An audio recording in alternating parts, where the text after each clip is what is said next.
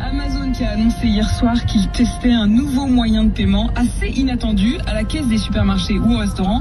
On n'aura plus besoin de carte bleue, il suffira de montrer la paume de la main. C'est ça, en fait la main va se transformer en carte bleue d'une certaine manière. Donc en gros vous arrivez à la caisse du supermarché où vous repayez votre café et vous allez vous allez plus sortir votre carte bancaire ou votre porte-monnaie, vous allez simplement présenter votre main en face du terminal de paiement qui est équipé d'une petite caméra qui va scanner votre main, mais ça se fait en quelques millisecondes, qui va analyser la structure de la paume, le réseau veineux aussi. C'est un peu comme les empreintes digitales, vous savez, c'est une empreinte biométrique qui nous est propre.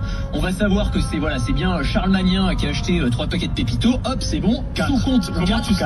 Je sais pas, je sais tout. Moi, tu sais, j'ai des données personnelles maintenant et donc le compte est débité. Et donc l'intérêt, c'est évidemment que ça va limiter les files d'attente interminables au supermarché. On va pouvoir étendre ça. Ça va être d'abord déployé dans un certain nombre de supérettes aux États-Unis. Amazon gère tout un tas de supérettes, mais ils imaginent demain qu'on pourrait par exemple aller au stade, plutôt que d'avoir un billet physique pour entrer au match de foot, eh bien on pourrait simplement montrer sa main. Ou même en entreprise, pour remplacer les badges, plutôt que de badger 20 fois dans la journée à chaque porte, eh bien on montrerait sa main et on pourrait passer... En fait, ça ouvre énormément de possibilités, c'est-à-dire pourquoi la barrière et hop, ça s'ouvre, absolument. Au péage coucou, à l'arrivée effectivement sur le quai de la gare, à l'arrivée pour l'avion, ça peut même faire passeport et ticket. Potentiellement.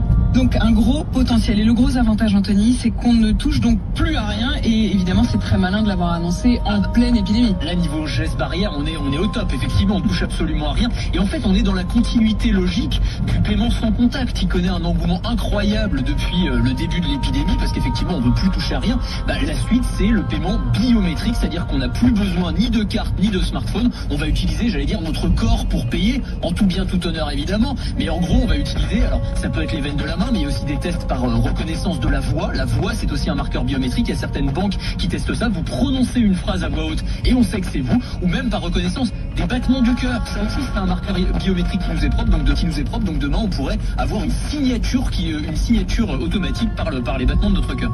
Et autre exemple, le paiement par reconnaissance faciale qui est déjà